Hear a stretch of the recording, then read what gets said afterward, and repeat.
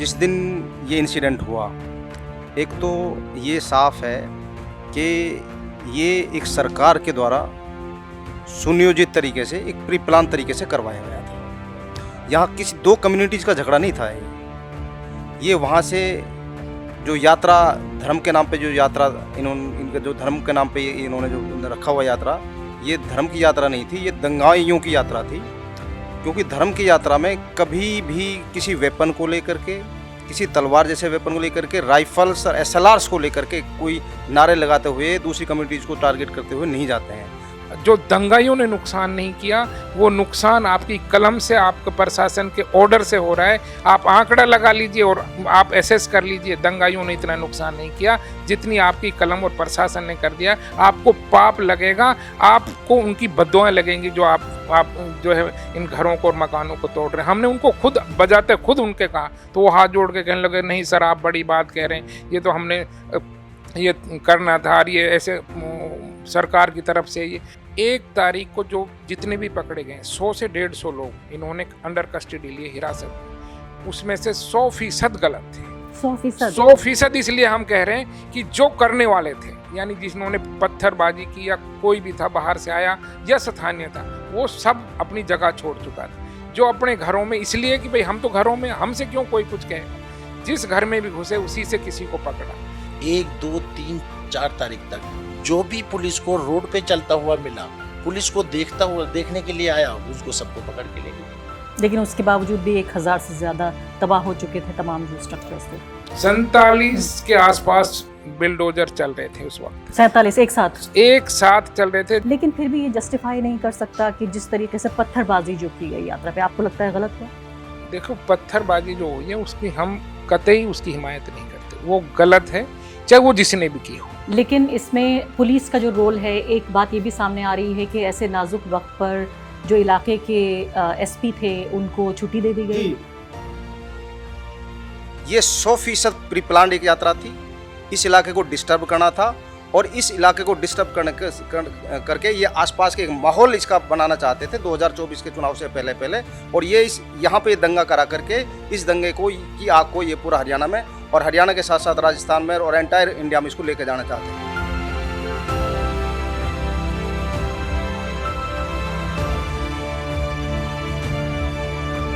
नमस्कार, the wire में आपका स्वागत है। मैं हूं आरफा खानम शेरवानी। द वायर पर आप लगातार वो कवरेज देख रहे हैं जो मेवात और नूह की जो हिंसा, उसके बाद जो ज्यादती का सिलसिला लगातार चल रहा है, उससे जुड़ी हुई रिपोर्ट्स हमारे रिपोर्टर्स आप तक लेकर आ रहे हैं। आज मैं भी यहाँ पहुँची हूँ और देखने की कोशिश कर रही हूँ। आप यकीन जानिए, चारों तरफ जो तबाही का मंजर है, ऐसा लगता है कोई बाहर से आने वाली कोई ताकतें हैं जिन्होंने इस इलाके पे हमला करके सब तोड़ फोड़ करके तबाह कर दिया है। और बाकी जो लोग बचे थे अब वो बैठे हुए हैं, पुलिस थानों के चक्कर लगा रहे हैं, अदालतों के चक्कर लगा रहे हैं, और कई सौ की तादाद में, आप जानते हैं जो आधिकारिक आंकड़ा है वो बता रहा है कि 200 से ज़्यादा लोगों को गिरफ्तार किया है, कुछ लोगों को डिटेन भी किया है दर्जनों की तादाद में।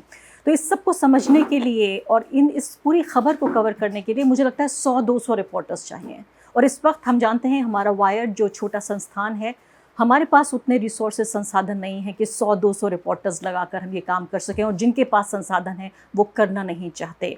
इसीलिए एक ऐसी संस्था हमारे साथ, उससे जुड़े हुए लोग मौजूद हैं जो ऐसे वक्त में इन तमाम जुर्मों को, गुनाहों को, ज़्यादतियों को, हिंसा को दर्ज कर रहे हैं, जब ऐसे वक्त में जबकि भूल जाने की ज़िद कर रहे हैं लोग। मेरे साथ यहाँ फैक्ट फाइंडिंग कमेटी के लोग मौजूद हैं, जिनमें सभी लोग वकील हैं। वो कोर्ट कचहरी के चक्कर लगा के लोगों को इंसाफ दिलाने की भी कोशिश कर रहे हैं। वो ये भी पता लगाने की कोशिश कर रहे हैं कि जो लोग जेल में गए हैं वो कैसे छूटेंगे, ज़मानत कैसे मिलेगी, कितना लीगल कितना इलीगल। और इस सब के साथ एक शब्द है हिंदी में, पुनर्वास, या अगर आप अंग्रेज़ी में समझें तो रिहैबिलिटेशन। जो लोग तबाह हो गए हैं उनको फिर से कैसे बसाया जाए। सवाल मेरे पास बहुत ज़्यादा हैं, जवाब ज़ाहिर है इस मामले में कम है। मैं सबसे पहले यहाँ से रमज़ान चौधरी साहब से मैं बातचीत करना चाहती हूँ। रमज़ान साहब यहाँ का एक जाना माना चेहरा हैं, ये वकील होने के साथ साथ सोशल एक्टिविस्ट हैं, और मेवात की कोई भी खबर जब दिल्ली पहुँचती है तो इनसे होकर ही पहुँचती है।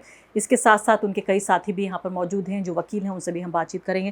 रमज़ान साहब, सबसे पहले तो मैं आपसे यही जानना चाहती हूँ कि इस पूरे मामले में अगर मैं आंकड़ों की बात करूँ तो अभी मुझे ये बताइए कि कितने घरों को, मकानों को, दुकानों को तोड़ा गया है, और कितने लोग अभी जेलों में बंद हैं या डिटेन्ड हैं? सरकारी जो आंकड़ा है वो 1248 घर, दुकान, खोमचे और रेहड़ी पटड़ी जो उनको हटाया है, इन्होंने सरकारी तौर पे 1248 जो है डेमोलिशन दिखाए हैं। लेकिन मैं समझता हूँ कि कहीं इससे ज़्यादा हैं, क्योंकि जब हम तावड़ू, नूह, पुन्हाना, फिरोजपुर, झिरका, पिनंगवा और नगीना की बात करते हैं तो ये आंकड़ा बहुत ज़्यादा हो सकता है। तो आप 1200 से ज़्यादा सरकारी आंकड़ा कह रहा है, और ये आपका भी अंदाज़ा यही बताता है कि बिल्कुल इससे ज़्यादा है। जिस तरह से हमारी फैक्ट फाइंडिंग टीम ने अपनी आंखों से चीज़ें देखी, जिस तरह से परिवारों को उजाड़ा है, दुकानों को उजाड़ा है, अभी ये बैठे हैं नवाब साहब, या कितने घरों को रोते चिल्लाते, कितनी महिलाओं को हमने बिलखते हुए देखा, उनको बच्चों के उन टूटे हुए घरों पे बैठे हुए देखा, कितनी विधवाओं के बच्चों को जो मेडिकल की तैयारी कर रहे थे उनको जेल जाते हुए देखा, अपनी आंखों के सामने देखा है। और पुलिस का प्रताड़ना हमने अपनी आंखों से देखी है। ये एक ऐसा मंजर था जिसको सोच कर भी मतलब रूह कांप जाती है, शरीर सिहरन आ जाती है कि जब उन चीज़ों को याद करते हैं। चूँकि हम पहले दिन से इस वायलेंस में, पहले दिन से सड़कों पर हैं, दोनों समाजों को जाकर हमने जिस तरह से तो आप तो अदालत भी गए, लेकिन अदालत में सुनवाई तब तक नहीं हो पाई। तब तक अदालतों में सुनवाई नहीं हो पाई थी और हम सुप्रीम कोर्ट की हम पटिशन की तैयारी कर रहे थे। इसी बीच मैं कहता हूं कि कोई खुदा का करम हुआ कि जो पंजाब हरियाणा हाई कोर्ट की जो जज साहिब महंत थे, उन्होंने जो है सो मोटो संज्ञान लिया और इस मुसीबत से हमको कुछ हद तक छुटकारा मिला। लेकिन उसके बावजूद भी 1000 से ज़्यादा तबाह हो चुके थे तमाम जो स्ट्रक्चर्स थे। 47 के आसपास बिल्डोजर चल रहे थे उस वक्त, 47 एक साथ चल रहे थे। जब हम ये गुहार लेकर, हम और विधायक जी और हमारी ये टीम जो वकीलों की थी, जो अजीत बालाजी जोशी जो नागपुर के रहने वाले हैं और स्पेशल आरएसएस से ताल्लुक़ रखते हैं, जब हम उनके पास गए तो हमने उनसे गुहार लगाई तो वो चुप सुनते रहे। हमने कहा कि आपने देखा नहीं, आपको जो दंगाइयों ने नुकसान नहीं किया वो नुकसान आपकी कलम से, आपके प्रशासन के ऑर्डर से हो रहा है। आप आंकड़ा लगा लीजिए और आप एसेस कर लीजिए, दंगाइयों ने इतना नुकसान नहीं किया जितनी आपकी कलम और प्रशासन ने कर दिया। आपको पाप लगेगा, आपको उनकी बद्दुआएं लगेंगी जो आप जो है इन घरों को और मकानों को तोड़ रहे हैं। हमने उनको खुद बजाते खुद उनके कहा तो वो हाथ जोड़ के कहने लगे, नहीं सर आप बड़ी बात कह रहे हैं, ये तो हमने ये करना था और ये ऐसे सरकार की तरफ से ये, तो हमने उनको विरोध किया है लेकिन उनका बिल्डोजर नहीं रुका। हमने उनके सामने सब तरह की बच्चों की, विधवाओं की दुहाई दी, गरीब, मजलूम, पसमानदा होने का, इलाके का पिछड़ेपन का, सब तरह का आंकड़ा रख के दुहाई दी, लेकिन उनका बिल्डोजर नहीं रुका। अगर हाई कोर्ट सोमोटो नहीं लेता तो शायद हजारों और भी, मैं कहता हूँ कई हजार घर अब तक जो है जमींदोज हो चुके होते। और बीजेपी का जो पूरा शासन का तरीका बन गया है बुलडोज़र, ऐसा लगता है कि पूरे तरीके से उन्होंने अपना एक चुनावी निशान बना दिया है। मैं तो ये भी सोचती हूँ कि शायद हो सकता है कमल को बदल के वो चुनावी निशान बुलडोज़र बना दें। आदित्यनाथ ने इसको लोकप्रिय बनाने का काम किया, उसके बाद मध्य प्रदेश में बुलडोज़र चलता हुआ शिवराज सिंह चौहान से अब खट्टर साहब तक पहुँच चुका है। और एक तरह से ये बहुसंख्यक समुदाय में लोकप्रिय होने का बहुत ही आसान और बहुत ही शॉर्टकट है, जिसको अब ये अपना रहे हैं यहाँ पर, कि जितना ज़्यादा अल्पसंख्यक परेशान होगा वो समझते हैं कि बहुसंख्यक का वोट उतना ज़्यादा हमें मिलेगा। आप भी पेशे से वकील हैं, अपना नाम भी मुझे बताइए और साथ में ये भी बताइए कि जो दलील दी जा रही है वो ये है कि भाई ऐसा नहीं है कि हम कोई सज़ा दे रहे हैं जिन लोगों ने पत्थरबाजी की है, बल्कि ये तो पहले से ही गैर कानूनी थे, मकान दुकान इनको तो टूटना ही था। मैं Tahir Hussain Rupadiya, advocate, district bar association हूँ। ये जो इलीगल का जो कह रहे हैं कि क्योंकि इनके पास जिनके दुकानें, जिनकी ऑनरशिप है, जिनके पास अपनी मिल्कियत है, उन लोगों की दुकानें डेमोलिश कर दी गई। उन्होंने कागजात दिखाए, ऑनरशिप उनके पास है, ना उनको कोई नोटिस दिया। यहाँ मैं जो नलहट मंदिर के पास मेडिकल कॉलेज है, मेडिकल कॉलेज के साथ में करीबन 45 दुकानें हैं जिसमें एक्सरे मशीन, अल्ट्रासाउंड मशीन, और उनको इतना वक्त नहीं दिया गया कि ताकि वो लोग अपने मेडिसिन इंस्ट्रूमेंट्स को निकाल सकें। ना कोई नोटिस दिया गया उनको और ना वक्त दिया गया, जानबूझकर इलीगल तरीके से, गलत तरीके से उनको डेमोलिश कर दिया। तो यानी आप ये कह रहे हैं कि जिन मेडिकल स्टोर्स का आप जिक्र कर रहे हैं उनमें दवाइयाँ भी अंदर मौजूद थी? उनमें लाखों रुपए की दवाइयाँ थी। उन्होंने रिक्वेस्ट करी, इंस्ट्रूमेंट्स थे, एक्सरे मशीन, अल्ट्रासाउंड मशीन्स और इतनी मेडिसिन्स थी। इतना वक्त भी नहीं दिया गया कि 10 मिनट का, आधे घंटे का वक्त दिया जाता ताकि वो अपनी मेडिसिन्स निकाल लेते। तो आप वकील हैं, कानून क्या कहता है? मान लेते हैं कि उनकी प्रॉपर्टी पूरे तरीके से गैर कानूनी थी और अतिक्रमण था, मान लेते हैं, मैं ये कह रही हूँ, तो कानून क्या कहता है कि सामान नहीं निकालने दिया जाएगा? बिल्कुल नोटिस देना चाहिए, प्रॉपर वक्त देना चाहिए। अगर वो इलीगल भी है तो उनको नोटिस दिया जाना चाहिए, उनको टाइम दिया जाना चाहिए कि इतने दिन के अंदर आप खाली कर दें या हटा लें, अदरवाइज तो डेमोलिश कर दी जाएंगी अगर वो इलीगल भी हैं। जबकि उनको कागजात इस सारे एपिसोड में जब मेडिकल स्टोर्स तोड़े जा रहे थे तो वहाँ जो ड्यूटी मजिस्ट्रेट था, एसडीएम और डीटीपीओ, उसने खास तौर से अपने स्टेटमेंट में ये कहा है कि ये खट्टर साहब का आदेश है, इसलिए हम इसको डेमोलिश कर रहे हैं। खास तौर से अपने स्टेट, उसकी वीडियो क्लिप है, जब उसके ऑनर्स आए उन्होंने कागजात दिखाए कि हमारी ऑनरशिप है, मिल्कियत है, कोई लीगल नहीं है। उसके बावजूद किसी की कोई सुनाई नहीं की, ना एडमिनिस्ट्रेशन सुन रहा था, ना प्रशासन ने सुना, ना हायर अथॉरिटीज ने सुना, और बिना सुने ही वो सारी की सारी जमीन दो कर दी गई। प्रशासन के आतंक की ये बिल्कुल ऐसी कहानी आप सुन रहे हैं जो शायद 21वीं सदी के हिंदुस्तान में एक, और भारत के संविधान के दामन पर एक दाग से कम नहीं है। अब इसके अलावा एक बड़ा कंसर्न ये भी है कि जो लोग, जिन लोगों को गिरफ्तार किया गया है 200 से ज़्यादा, तो खुद ऑफिशियल आंकड़ा ये बता रहा है, इसके अलावा डिटेन किया गया है, उसमें अंडर एज लोग भी हैं। आपका जो डॉक्यूमेंटेशन है, जो आपकी फैक्ट फाइंडिंग जो कमेटी थी, उसने इस बारे में क्या बताया? शुक्रिया मैडम, आपका बहुत बहुत शुक्रिया, आप हमारे दुख में यहाँ शामिल होने के लिए आई। सबसे पहले तो मैं Tahir Hussain Devda, advocate, district and session court Nuh. जिस दिन ये इंसिडेंट हुआ, एक तो ये साफ है कि ये एक सरकार के द्वारा सुनियोजित तरीके से, एक प्री प्लान तरीके से करवाया गया था। यहाँ किसी दो कम्युनिटीज़ का झगड़ा नहीं था। ये वहाँ से जो यात्रा, धर्म के नाम पे जो यात्रा इनका जो धर्म के नाम पे इन्होंने जो रखा हुआ यात्रा, ये धर्म की यात्रा नहीं थी, ये दंगाइयों की यात्रा थी। क्योंकि धर्म की यात्रा में कभी भी किसी वेपन को लेकर के, किसी तलवार जैसे वेपन को लेकर के, राइफल्स और एसएलआर्स को लेकर के कोई नारे लगाते हुए दूसरी कम्युनिटीज़ को टारगेट करते हुए नहीं जाते हैं। धार्मिक यात्राओं में लोग अपने स्वेच्छा से, तरीके से जाते हैं, और हमारे मेवात में यात्राएं होती हैं। और एक और मैं साफ कर दूं कि जिस दिन इन्होंने ये यात्रा निकाली है, जिसका नाम ये धार्मिक यात्रा कह रहे हैं, उस दिन जो हमारी एक पारंपरिक यात्रा है, जो सैकड़ों सालों से 84 कोस की जो यात्रा है, वो ऑलरेडी निकल रही थी। मेवात राजस्थान यूपी का उसमें इलाका पड़ता है, और 70% जो इलाका है उसमें, वो 70% मुस्लिम इलाकों में से वो यात्रा निकलती है। और हमारे जो मेवज हैं वो उसमें उनकी पूरी मदद करते हैं, पानी, शरबत, रोटी, और अपने मकानों को खोल देते हैं। पूरी उनको एक पूरा इंतज़ाम करते हैं हम लोग उनका। और सारे जो यात्री होते हैं वो सारे हिंदू कम्युनिटी के यात्री होते हैं। वो जो धर्म को जो 84 कोस की जो यात्रा है, उस वक्त वो निकल रही थी। इस बार क्या अलग हुआ? इस बार ये जो यात्रा है, ये पारंपरिक यात्रा नहीं है। एक तो ये बहुत साफ है, ये इन्होंने 2021 से इस इलाके को टारगेट करने के लिए, क्योंकि ये हरियाणा में हिंदू मुसलमान तो कर नहीं सकते, क्योंकि एक मुस्लिम ये डोमिनेटेड एरिया है। इनके पास ये एक जगह थी कि भाई यहाँ पे हम ये इस इलाके को इनको टारगेट करना था।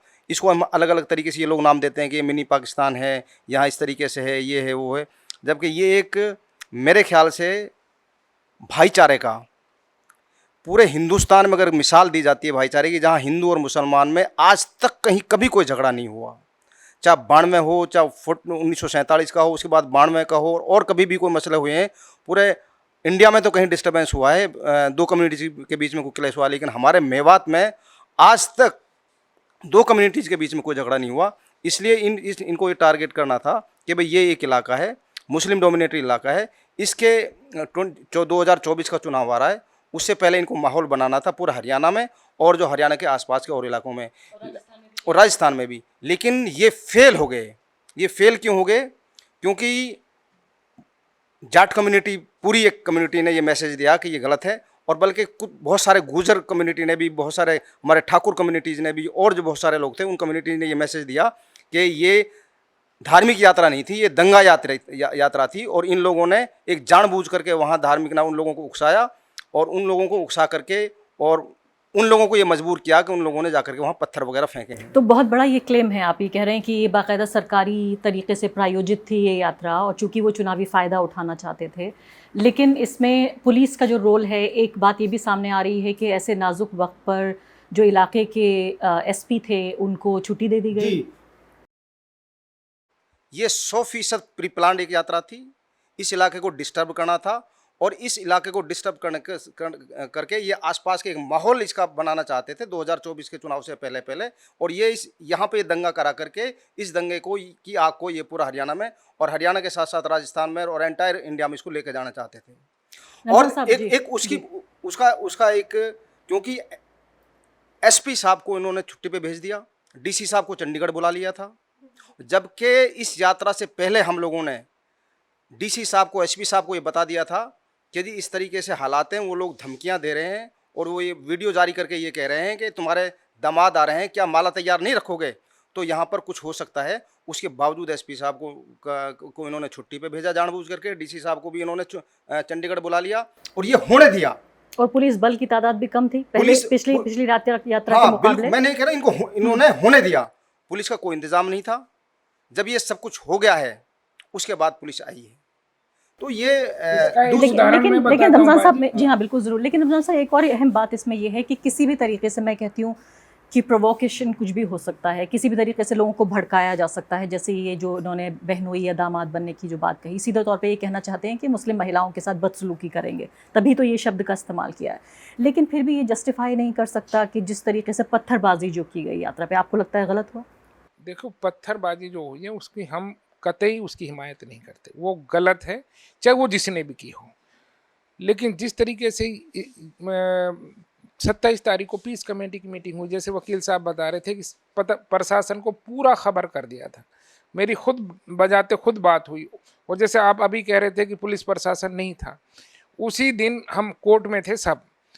यहाँ हमारी मजिस्ट्रेट मेडिकल एड लेके आ रही थी अपनी 8 साल बच्ची को, उसको यहाँ पर उसको भीड़ ने, तो वो यहाँ वर्कशॉप है हमारे यहाँ अभी, तो उसमें वो अपनी जान बचाकर चली गई। तो पुलिस को फ़ोन किया, तमाम बड़े आला अधिकारियों को कॉल किया, तो सेशन जज साहब ने कहा कि भाई पुलिस नहीं है और कोलैप्स हो गया सारा जो है लॉ एंड ऑर्डर, आप जो है मजिस्ट्रेट को बचा के लाए। अंजलि जैन नाम है उसका। तो मैं था, मुजीब एडवोकेट थे, जाकिर रहमान, तमाम एडवोकेट्स आए और उसको रेस्क्यू करके।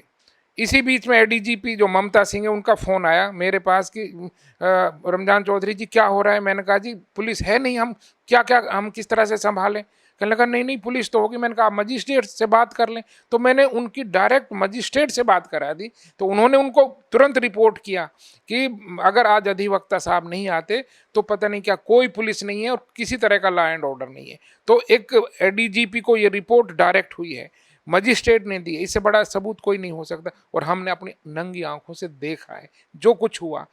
तो इससे साफ जाहिर है कि जो कुछ होना था या करवाना था वो होते रहने दिया गया है, एक साजिश के तहत, जैसे अभी वकील साहब बता। अब मैं आगे आ जाती हूँ। तो आपने बताया कि जेनेसिस की किस तरीके से ये पूरा फसाद पैदा हुआ। अब जो अहम सवाल है, वो लोग जो अभी जेल में सड़ रहे हैं उनमें कितने लोग कानूनी तरीके से, कितने गैर कानूनी तरीके से, इस पर आपकी संस्थान क्या करे? क्योंकि आप सिर्फ फैक्ट फाइंडिंग ही नहीं, आप तो बाकायदा वकीलों की एक पूरी बॉडी है। 1 तारीख को जो जितने भी पकड़े गए 100 से 150 लोग इन्होंने अंडर कस्टडी लिए हिरासत में, उसमें से 100% गलत थे। 100% इसलिए हम कह रहे हैं कि जो करने वाले थे, यानी जिन्होंने पत्थरबाजी की या कोई भी था बाहर से आया या स्थानीय था, वो सब अपनी जगह छोड़ चुका था। जो अपने घरों में, इसलिए कि भाई हम तो घरों में, हमसे क्यों कोई कुछ कहेगा, जिस घर में भी घुसे उसी से किसी को पकड़ा। और एक एक घर से पकड़कर, दुकान से, खोमचे, जहाँ भी जो मिला उसी को पकड़कर इन्होंने गिनती पूरे करने के लिए कि हमने इतने अरेस्ट कर लिए। 100% हम इसलिए कह रहे हैं कि हम सब से मिले, उनके घर वालों से मिले। आज भी उनमें से डिस्चार्ज भी हुए, कुछ छोड़े भी हैं हिरासत में लेकर। लेकिन उस वक्त के गिरफ्तार किए हुए तमाम लोग नाजायज हैं, इलीगल हैं, उनका कोई कंसर्न नहीं है इससे। दूसरी बात कि जो अब पकड़े जा रहे हैं उनका भी ज़्यादातर, उनमें से मैं कहता हूँ अब जो पिछले 50-60 लोग गिरफ्तार हुए हैं उनमें से भी 50-70% वो भी जो है इनका इस दंगे से कोई उनका कंसर्न नहीं है। अभी गिरफ्तारियों का सिलसिला अभी सिलसिला जारी है। तकरीबन 65 FIR हो चुकी हैं, 235 लोग गिरफ्तार हो चुके हैं जो दिखाए हैं। उनमें से 200 को हम ये कह सकते हैं कि इलीगल है, इनका कोई कंसर्न नहीं है। जी हाँ, आपसे मैं जानना चाहती हूँ, आप युवा भी हैं, आप बात करें। अच्छा, मैं आपसे ये जानना चाहती हूँ कि फ़िलहाल जो बात हो रही है, अब मैंने जैसे ये शब्द का इस्तेमाल किया कि लोगों को दोबारा कैसे बसाया जाएगा, पुनर्वास। तो अब जैसे ये लोग चले गए हैं जेल, इसमें बहुत सारे ऐसे लोग हैं जिनके पास तो वकीलों की फ़ीस पे करने के लिए भी नहीं है। वो ये नहीं जानते कि अदालतों का काम कैसा होता है। ये पूरा इलाका इस बात के लिए जाना जाता है कि यहाँ गुर्बत बहुत ज़्यादा है, पढ़ाई-लिखाई की कमी है बहुत ज़्यादा। तो अब आपका संस्थान इनके लिए, इनके रिहैबिलिटेशन के लिए, इनको जेलों से बाहर निकालने के लिए, जिन लोगों के मकान गैर कानूनी तरीके से टूट गए हैं, इस सब में तो पूरी एक फ़ौज चाहिए इन सब लोगों को दोबारा बसाने के लिए। हमारी डिस्ट्रिक्ट बार एसोसिएशन नूह में करीबन 500 एडवोकेट्स हैं। उन सभी एडवोकेट्स में से हमने 31 लोगों की एक पीस कमेटी बनाई है। जो विक्टिम्स हैं, जिनकी फैमिलीज़ के साथ तोड़फोड़ हुई है या जिनके बच्चों को नाजायज़ पकड़ा गया है, हम लोग उनके पास जा रहे हैं, उनकी हेल्प कर रहे हैं, कानूनी एतबार से हम उनकी मदद कर रहे हैं। पूरी तरह से ऐसा नहीं हो कि उन लोगों के साथ उनके बच्चे भी जेल चले गए नाजायज़, और नाजायज़ वो मुकदमात में फंस के फाइनेंशियल फिर उनकी जो है नुकसान हो।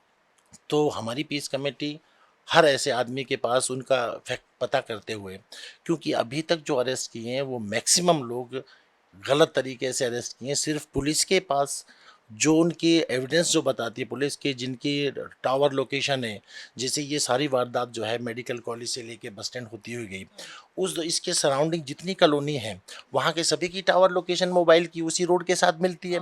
सिर्फ उस बेसिस पे इनको पिक किया जा रहा है, उठाया जा रहा है, और ये कहते हुए कि आपकी टावर लोकेशन वहाँ की है। और ऐसे भी लोग हैं जिनके घर और मकान तोड़े गए और जेल में भी भेजा गया। हाँ, ऐसे भी हैं। ऐसे भी वो लोग हैं जिनके छोटे खोमचे वाली रेहड़ी वाली दुकानें हैं, खोके वाले हैं, उनकी खोके रेहड़ी भी तोड़ दी गई और उनके बच्चों को भी उठा लिया गया, क्योंकि ये आइडेंटिफाई नहीं हो रहा है उनको। तो सिर्फ स्टार्टिंग में जो 1, 2, 3, 4 तारीख तक जो भी पुलिस को रोड पे चलता हुआ मिला, पुलिस को देखने के लिए आया, उसको सबको पकड़ के ले गए। तो ऐसे लोगों को, हालांकि एप्लीकेशन हमने फाइल की हैं, सबूत दिए हैं, जो लोग यहाँ भी नहीं हैं, जो उस रोज़ आगरा में है, कोई दिल्ली में है, जो जॉब कर रहे हैं, जिनकी सीसीटीवी फुटेज हैं, कोई एग्ज़ाम देने गया हो, इस तरह के हैं, उन लोगों को भी पुलिस ने गलत तो तरीके से पकड़ के जेल भेज दिया। 31 लोगों की जो ये पीस कमेटी है, ये तमाम लोग काम कर रहे हैं इसी सिलसिले में। तमाम लोग काम कर रहे हैं अपने लेवल पे, जहाँ तक हो सकता है रिहेबिलिटेशन के लेवल पे भी। जो कितना वक्त लगेगा ये सब पूरा होने में? अभी तो वक्त लगेगा इसमें, कि हालांकि अब पिछले 3-4 रोज से थोड़ा हम लोगों के पास गए हैं, उनका एक डर, जो दहशत फैली हुई थी, लोग अपने घरों को छोड़ के गए हुए थे, दूर दराज में, जिनका कोई वास्ता ताल्लुक भी नहीं है, वो लोग भी डर की दहशत की वजह से घर, क्योंकि उनके अंदर एक दहशत बैठ गई कि पुलिस कभी भी आएगी, कभी पकड़ के ले जाएगी। हम उन लोगों के पास गए हैं, उनको बताया है कि तुम्हें गलत नाजायज़ नहीं गिरफ्तार किया जाएगा। कुछ लोगों को नाजायज़ गिरफ्तार भी किया गया, उनके लिए हम पुलिस के हायर अथॉरिटी से मिले, एसपी साहब से मिले, बाकी लोगों से मिले कि जिन लोगों को गलत तरीके से, हमारे बार के मेंबर एक एडवोकेट को पुलिस ने गलत तरीके से उसके घर से रात को 1 बजे उसको उठा के ले गए CIA ताउडू, और उसको इलीगल डिटेंशन में रखा। मतलब वकील को ही गिरफ्तार कर लिया, और जबकि कोई सबूत उसके खिलाफ नहीं था, कोई उसकी टावर लोकेशन नहीं थी, किसी तरह का कोई इन्वॉल्वमेंट नहीं था, और उसको पकड़ के इलीगल कस्टडी में ले लिया। हमने एसपी साहब से मिले, एसपी साहब को बताया, सारे हालात बताए, तब जाके वो लोग उसको रिलीज़ किया, और उसके साथ बदतमीजी की, गलत, क्योंकि जिसको भी पुलिस हिरासत में लेती है उसके साथ बदसलूकी भी करती है। ये भी मैं कहानियां सुन रही हूँ जो पुलिस टॉर्चर की हैं, ये सच्ची कहानियां हैं कि टॉर्चर वाकई टॉर्चर किया है पुलिस ने, जिनको भी उठाया है नाजायज़ तरीके से उठाया पुलिस ने, गलत तरीके से, हर तरीके से, क्योंकि ऐसे बहुत से लोग हैं जिनको पुलिस ने टॉर्चर किया है और बाद में रिलीज़ कर दिया, लेकिन हम उनसे कहते हैं कि तुम्हारे खिलाफ कोई कार्रवाई करते हैं, तो वो उनके अंदर इतनी दहशत बैठी हुई, इतना डर बैठा हुआ है कि वो पुलिस के सामने या कानूनी कार्रवाई करने के एतबार से वो लोग तैयार नहीं। तो बहुत बहुत शुक्रिया आप तमाम लोगों का हमसे बातचीत करने के लिए, वो ख़ास काम करने के लिए। मैं कहती हूँ कि पूरे जो देश है और मेवात के जो लोग हैं, जो इंसानियत है, इस तरह के लोगों का उन पर एक एहसान है कि इतने जुल्म और ज़्यादती और गैर कानूनी प्रक्रिया जो चल रही है उसमें कुछ न कुछ लोगों को एक ढाढ़स, एक साहस, एक सब्र दिलाने का ये लोग काम कर रहे हैं। उम्मीद हम ये करते हैं ज़रूर कि अदालतें सुने, सरकारें सुने, जो